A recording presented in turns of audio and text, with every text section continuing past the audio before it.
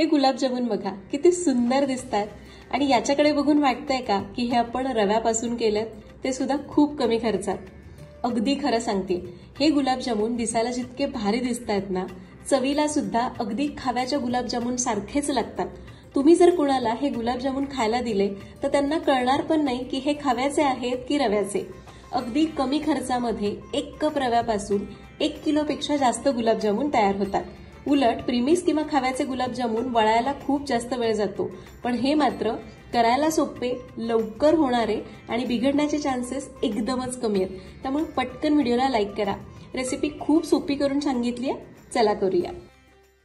नमस्कार, सरिताच्या स्वयंपाकघरात म्हणजेच आपल्या सरिताज किचनमध्ये आज आपण मौसूत जिभेवर विरघळणारे रव्याचे गुलाबजामुन कसे करायचे ते बघतोय. असे गुलाबजामुन जे डिक्टो दिसायला आपले खव्याचे गुलाबजामुन असतात ना तसेच दिसतात, अगदी चवीला सुद्धा तसेच लागतात. कोणाला तुम्ही हे खायला दिले तर त्यांना कळणारही नाही की हे तुम्ही रव्यापासून केलेत आणि खवा वापरलेला नाहीये.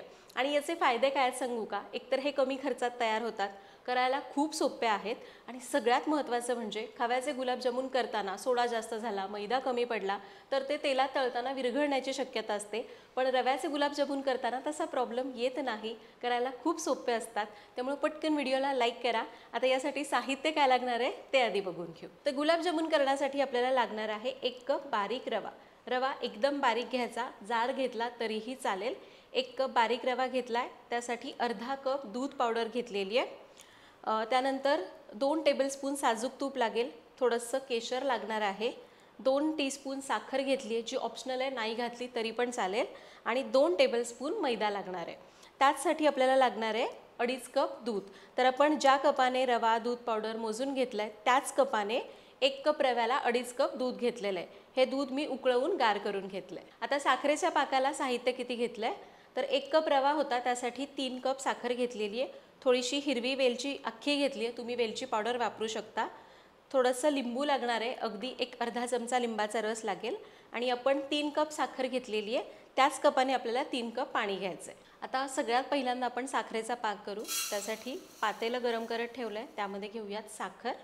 आता आपण 3 कप साखर घेतली आहे, त्यासाठी समप्रमाणात म्हणजे 3 कप पाणी घालायचं.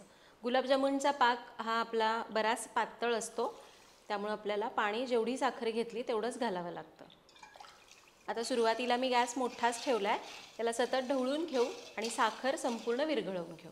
तर आता साखर पूर्ण विरघळली आहे आणि हा पाक चांगला तापलेला आहे. तर गॅस मी मोठाच ठेवते, पण त्याआधी यामध्ये घालूयात 1 चमचाभर दूध आणि थोडासा लिंबाचा रस. याने काय होणार, साखरेमधली जी घाण आहे ना ती वर तरंगून येते आणि ती अलगद काढता येते. त्यामुळे काय होतं, पाक एकदम स्वच्छ होतो. शिवाय लिंबाचा रस घालतो त्यामुळं आपला पाक क्रिस्टलाइज होत नाही, म्हणजे साखरेचे कण त्या पाकामध्ये जमा होत नाहीत. आता याला मी थोडंसं हलवून घेते. आता याला मोठाच गॅस ठेवला आहे, चांगली उकळी काढू. आता या पाकाला बघा चांगली खळखळून उकळी आली आहे.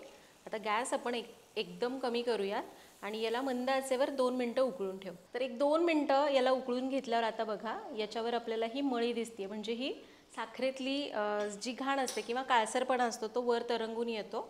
आता इथं माझ्याकडे ही गाळणी आहे, तुटकी गाळणी, त्यामुळे मला इझी पडतं आहे. आपली रेग्युलर गाळणी घेतली तरी चालेल. ही गाळणी घ्यायची, याच्यामध्ये अशी फिरवायची, म्हणजे ही मळी याच्यामध्ये राहते आणि पाक खाली जातो. ही मळी आपण काढून घेऊ. तर बघा साखरेतली एवढी मळी आपण काढून घेतली. आता आपल्या पाकातली मळी काढली, यामध्ये जी हिरवी वेलची घेतली होती ना ती फोडून घालूयात आणि आता याला मंद आचेवर 3 ते 4 मिनिटं उकळून घ्यायचं आहे. आपल्याला हा पाक खूप जास्त घट्ट करायचा नाही. अजून 3-4 मिनटं उकळून घेऊ, आपला पाक तयार होईल.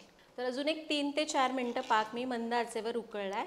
असा हलकासा चिकट झाला आहे, तो आता ओळखायचं कसं हे सांगते. असा पाक थोडासा बोटावर घ्यायचा, फुंकर मारून पूर्ण गार झाला ना की आपल्याला हाताला थोडंसं असं चिकट लागलं पाहिजे, याचा अर्थ आपला पाक तयार झालेला आहे. खूप जास्त शिजवू नका, नाहीतर पाक खूप घट्ट होईल आणि मग तो गुलाबजामुनमध्ये मुरणार नाही. गॅस मी बंद करते आणि आता पाक आपण थोड्या वेळासाठी बाजूला ठेवून देऊ. आता आपण गुलाबजामुन करायला घेतोय, त्यासाठी इथं मी मिक्सरचं भांडं घेतलं आहे, त्यामध्ये घ्यायचा आहे बारीक रवा. रवा बारीक असो जाड असो आपल्याला मिक्सरवर फिरवायचा आहे, त्यामुळं मग अगदी खव्याचे गुलाबजामुन कसे असतात ना तसं टेक्स्चर येतं. मिक्सरमध्ये रवा घेतला आहे, त्यामध्येच आपण मिल्क पावडर घालूया आणि मैदा घालू. याने काय होईल, हे सगळे जिन्नस चांगले एकजीव होतील, शिवाय रवा पण बारीक होईल. याला आपण एक थोड्या वेळासाठी फिरवून घेऊ. तर हे बघा, याला मी असं बारीक वाटलंय. साधारण एक अर्ध्या मिनिटासाठी मी याला मिक्सरमध्ये फिरवून घेतलं. खूप एकदम मैद्यासारखं करायची गरज नाही आहे. असं जेवढं रव्याचं टेक्स्चर असतं त्यापेक्षा थोडंसं बारीक करून घ्यायचं. आता आपल्याला गुलाबजामुनसाठी रव्याचं मिश्रण करायचं आहे. त्यासाठी एक जाड तळाची कढई तापत ठेवली आहे. त्यामध्ये आपल्याला दूध घ्यायचं आहे. तर आपण जे 2.5 कप दूध घेतलं आहे ना, ते दूध इथं मी घेतलं. गॅस मोठाच ठेवूयात आणि दुधाला उकळी आणू. तो दुधाला आपल्या उकळी यायला लागली आहे. आता या स्टेजला यामध्ये घालूयात केशर. केशर मी थोडंसं हाताने चुरून घालते आहे, कारण आपण गुलाबजामुनमध्ये टाकतोय ना, तर ते खूप लांब राहायला नको. साखर घालायची 2 चमचे आणि आपण जे तूप घेतलं आहे ना, त्यातलं तूप घालायचं 1 ते 1.5 चमचा. आता गॅस कमी करूयात आणि साखर विरघळेपर्यंत साधारण 1 मिनिटभर याला असंच ढवळत राहू. तर 1 मिनिट उकळल्यानंतर साखर चांगली विरघळली आहे. केशराचा हलका हलका रंग याच्यामध्ये उतरायला लागला आहे. आता यामध्ये हे मिक्सरमधून फिरवलेलं रव्याचं आणि मिल्क पावडरचं मिश्रण घालायचं आहे. आता हे मिश्रण घातलं, गॅस कमीच ठेवायचा आहे. याला चांगलं मिक्स करूयात आणि शक्य होतील तेवढ्या गुठळ्या मोडून घ्यायच्या. गॅस कमीच ठेवायचा, म्हणजे मग गुठळ्या मोडायला सोपं पडतं. तर इथं मी काय केलं आहे, असा एक विस्कर घेतला आहे. याने याला 2 मिनटं फेटत राहणार आहे, म्हणजे गुठळ्याही मोडल्या जातील आणि मिश्रण एकदम मऊसूत तयार होईल. तर 1-2 मिनटं विस्करने घोटल्यावर बघा, हे असं घट्ट झालेलं आहे. आता याला तोपर्यंत परतत राहायचं आहे मंद आचेवरच, जोपर्यंत याचा असा गोळा तयार होत नाही. म्हणजे आपलं गुलाबजामुनचं प्रीमिक्स कसं घट्ट असतं कणकेसारखं, तसं याचं टेक्स्चर येत नाही. तोपर्यंत याला मंद आचेवर असंच परतत राहायचं आहे आणि याच्यात गुठळ्या न होता असंच ढवळत राहायचं. तर एक 6 ते 7 मिनिटं मी याला शिजवून घेतलं आहे. झाकलं वगैरे नव्हतं आणि हे बघा, याचा असा आता गोळा होऊ लागला आहे. याचा अर्थ आपलं मिश्रण आता चांगलं शिजलेलं आहे, पाहिजे तशी कन्सिस्टन्सी आलेली आहे. आता जे उरलेलं तूप आहे त्यातलं थोडंसं तूप मी परत इथं घालते आहे. हे मिश्रण जर नीट शिजलं नाही किंवा पातळ राहिलं तर मात्र गुलाबजामुनला व्यवस्थित आकार देता येणार नाही किंवा ते असे गोल होणार नाहीत किंवा खूप जास्त मिश्रण मऊ झालं तर गुलाबजामुन नीट तळले जाणार नाहीत. तर हे बघा, आता याचा छान गोळा होतो आहे. गॅस बंद करूयात आणि हे मिश्रण ताटामध्ये काढून थोडंसं कोमट होईपर्यंत असंच ठेवून देऊ. तर एक 5-7 मिनटं मी याला पसरून ठेवल्यावर बघा, हे मिश्रण आता कोमट आहे किंवा कोमटपेक्षा थोडंसं गरम आहे. आता हाताला सोसवेल असं झालं आहे. तर गरम असतानाच याला आपण चांगलं मळून घेऊयात. पाहिजे तर तुम्ही हाताला थोडं थोडं तूप लावून घेऊ शकता आणि याला असं मळून घेऊ शकता. गरम असताना हे थोडंसं ताटाला चिकटतं, गार झालं की आपोआप ते सुटून येईल. तर हाताला थोडं थोडं तूप लावून याला मी 7 ते 8 मिनिटं चांगलं मळून घेतलं आहे आणि आता बघा, हे ताटाला चिकटत नाही कारण पूर्ण गार झालेलं आहे आणि आता याचा असा कणिक कशी असते तसा गोळा झालेला आहे. आता हे आपलं पीठ गुलाबजामुन करण्यासाठी तयार झालं आहे. आता आपण याचे गुलाबजामुन करून घेऊ. तर हाताला मी थोडंसं तूप लावते आहे. आता तुम्हाला या स्टेजला वाटलं ना की मिश्रण खूप पातळ आहे, तर तुम्ही याच्यात थोडंसं चमचाभर मैदा किंवा कॉर्नफ्लोअर चांगलं मिसळून घेऊ शकता. तर हे बघा, एवढ्या साईजचे मी गोळे तयार करून घेते. तर इथं मी सगळे गुलाबजामुन वळून घेतलेत आणि खरं सांगते आहे, खव्याचे किंवा प्रीमिक्सचे गुलाबजामुन असतात ना, त्यापेक्षा हे अगदी सहज वळले जातात. अगदी एक 20-25 मिनटामध्ये मी हे सगळे गुलाबजामुन वळून घेतलेले आहेत आणि आपण 1 कप रवा घेतला होता, तर तेवढ्या प्रमाणात बरोबर 40 मध्यम आकाराचे गुलाबजामुन तयार झाले. आता हे तळायला घेऊ. आता गुलाबजामुन तळण्यासाठी तेल मध्यम गरम करायला ठेवायचं आहे. इथं मी हे तेल तापायला ठेवले. हे सरिताज किचनचं लाकडी घाण्याचं तेल आहे. सरिताज किचनची तेलं कांदा, लसूण, मसाला आणि बाकीचे सगळे प्रोडक्ट संपूर्णपणे केमिकल फ्री आहेत. एकदा नक्की वापरून बघा. ऑर्डर करण्याची लिंक डिस्क्रिप्शन बॉक्समध्ये दिलेली आहे. तर इथं तेल आपलं तापलेलं आहे आणि तुम्ही जर बघाल तर एक गुलाबजामुन ऑलरेडी तळतोय, म्हणजे तळत आलेला आहे. तर कुठल्याही प्रकारचे गुलाबजामुन करताना तुम्ही रव्याचे करा तर एक गुलाबजामुन आधी ट्रायलसाठी तळून घ्यायचा. शक्यतो खाव्याचे गुलाबजामुन करताना आपल्याला ही काळजी अगदी घ्यायची आहे. कारण काय होतं की एक गुलाबजामुन तळला तर आपल्याला एक अंदाज येतो की गुलाबजामुन व्यवस्थित तळले जात आहेत का, विरघळत तर नाही आहेत ना. आणि जर ते विरघळला पहिला गुलाबजामुन तर उरलेल्या पिठामध्ये थोडासा मैदा मिसळून तुम्ही घेऊ शकता. आता हे तेल आपल्याला मध्यम गरम करून घ्यायचं आहे. तर ते ओळखायचं कसं, तर तेल मध्यम गरम झालं आहे, याच्यात एक गोळी टाकूयात. तर हे बघा, ही गोळी अशी बबल्स येऊन पटकन वर येते, याचा अर्थ आपलं तेल व्यवस्थित तापलेलं आहे. गुलाबजामुन तळायला घेऊ. खव्याचे गुलाबजामुन करताना तेल हलकं गरम लागतं, पण याला आपल्याला मध्यम गरम करून घ्यायचे. आता आपण गुलाबजामुन तळायला टाकू. शक्यतो अशी गोल तळाची कढई घ्यायची, म्हणजे गुलाबजामुन तळायला चिकटून बसत नाहीत आणि आकार चपटा होत नाही. तर कढईमध्ये जेवढे बसतील तेवढे गुलाबजामुन तळायला सोडायचे. गॅस आपण कमीच ठेवूया. आता अगदी थोडा वेळ झाला, गुलाबजामुन सेट झाला की चमच्यानेच याला असं गोल गोल फिरवून एकदम मंद आचेवर तळून घ्यायचं. तर एक 4 ते 5 मिनिटं एकदम मंद आचेवर तळल्यावर बघा आपले गुलाबजामुन असे तांबूस रंगावर तळून झालेले आहेत. आणि एकदम मंद आचेवर तळायचे म्हणजे ते आतपर्यंत तळले जातात. त्यामुळे तुम्हाला साखर जरी नसली घालायची, नाही घातली तरी चालेल. मी इथं घातली आहे कारण हे रव्याचे आहेत, हलकासा गोडसरपणा यावा म्हणून मी थोडीशी साखर रव्यामध्ये घातली. आता हे गुलाबजामुन तळून झालेले आहेत. तर गुलाबजामुन तेलातनं चांगले निथळून घेतलेत. तर इकडं आपला पाक अजूनही गरम आहे. मी याला झाकून ठेवलं होतं. पाक आपला हलका गरम आहे. या हलक्या गरम पाकात हे गुलाबजामुन असेच टाकून घ्यायचे. म्हणजे हलक्या गरम पाक आणि गरम गरम गुलाबजामुन याला थोडंसं हलवून घ्यायचं आणि याच्यावर झाकण ठेवायचं. आता उरलेले सगळे गुलाबजामुन असेच तळून घेऊयात. खूप गर्दी पण करायची नाही. जेवढे बसतील त्याच्यापेक्षा थोडेसे कमी, म्हणजे 1-2 कमीच टाकायचे आणि याला गोल गोल फिरवत एकसारख्या रंगावर तळून घ्यायचं.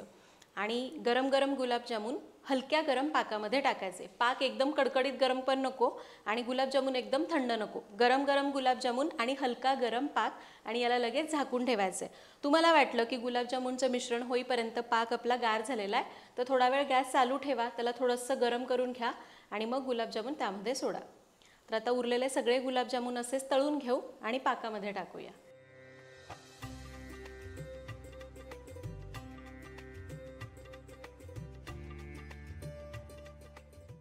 तर इथं मी सगळे गुलाबजामुन तळून घेतले, पाकामध्ये टाकून ठेवलेले आहेत. जसं जसं ते पाक शोषून घेतात तसं तसं ते तळाला जाऊन बसतील. आता खाव्याचे गुलाबजामुन असतील तर अगदी 2 ते 3 तासात चांगले मुरले जातात. पण हे गुलाबजामुन रव्याचे आहेत त्यामुळे हे मुरण्यासाठी 7 ते 8 तास लागतील. तर आता आपण याला असंच झाकून ठेवूयात. आता याला आपण असं 7 ते 8 तास झाकून ठेवूया. तर आता गुलाबजामुन मी रात्रभर मुरवायला ठेवले होते. खरं तर 7 ते 8 तास पुरेसे होतात, पण मी रात्री केले होते त्यामुळे मी रात्रभर ठेवले. आता सकाळी चेक करूया. तर वाह, मस्त गुलाबजामुन झालेले आहेत.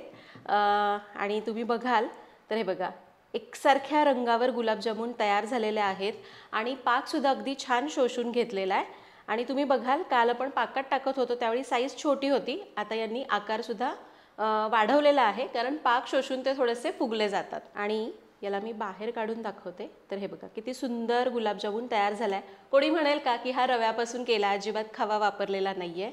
आणि अगदी छान मऊ रसरशीत गुलाबजामुन तयार झालेले आहेत. तर आपले गुलाबजामुन तयार झालेत आणि अजून एक गंमत दाखवते. तर हे बघा, काही गुलाबजामुन असे तुटलेले आहेत. तर 1-2-3 गुलाबजामुन तुटून त्याचा चुरा झाला आहे. काही गुलाबजामुन हे बघा अशा पद्धतीने एकदमच फाटले गेलेले आहेत. याचं कारण सांगते. तर काय झालं, ज्यावेळी रात्री मी सगळे गुलाबजामुन पाकामध्ये टाकले त्याच्यानंतर मला जरा वाटलं की पाक अगदी गार झालेला आहे, म्हणून मी गॅस परत चालू केला, बारीक ठेवला आणि परत मी बंद करायला विसरले. जवळपास एक 5-7 मिनिटं गॅस चालूच होता. त्यामुळं खाली जे काही गुलाबजामुन होते ना, जे पातेल्याला एकदम चिकटलेले होते, सुरुवातीची बॅच होती, ते असे जास्त गरम झाल्यामुळं थोडेसे चुरा झाला.